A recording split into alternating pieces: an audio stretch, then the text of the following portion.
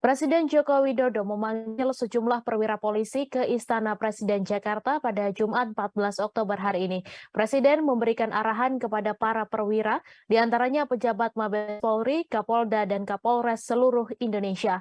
Rombongan perwira sebagian besar masuk komplek Istana melalui pintu Sekretariat Negara. Mereka tiba menggunakan bus, dan menurut pantauan terdapat lebih dari 5 bus terparkir di depan gedung Sekretariat Negara. Untuk informasi selengkapnya akan disampaikan langsung oleh wartawan Tribun News, Taufik Ismail yang kini sudah terhubung bersama kami. Silahkan rekan Taufik. Ya, Mei, baru saja Presiden Jokowi memanggil sejumlah perwira polisi ke Istana Negara Jakarta. Mereka yang dipanggil diantaranya pejabat utama Mabes Polri, Kapolres, dan Kapolda seluruh Indonesia. Dalam kesempatan tersebut, Presiden menyampaikan arahan langsung kepada para pejabat polisi tersebut. Hanya saja arahan yang disampaikan Presiden bersifat tertutup.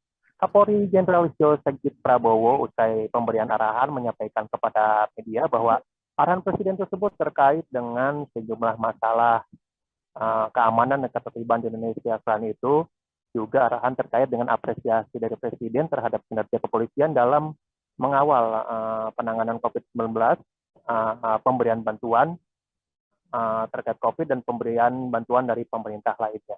Dalam kesempatan tersebut, Presiden juga menyoroti masalah sejumlah kasus yang menyebabkan tingkat kepercayaan publik terhadap kepolisian menurun. Salah satunya terkait kasus Ferdy Sambo dan kasus gaya hidup mewah dari pejabat Polri. Presiden meminta Polri tetap solid dalam menjaga ketertiban dan keamanan masyarakat.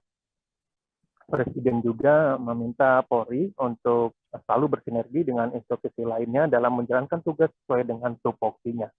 Arahan Presiden sendiri tidak berlangsung lama, hanya sekitar kurang lebih 1 jam.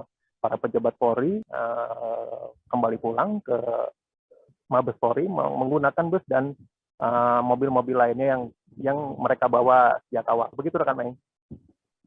Baik, terima kasih rekan Taufik Ismail atas laporan Anda. Selamat bertugas kembali. Terima kasih sudah nonton. Jangan lupa like, subscribe, dan share ya.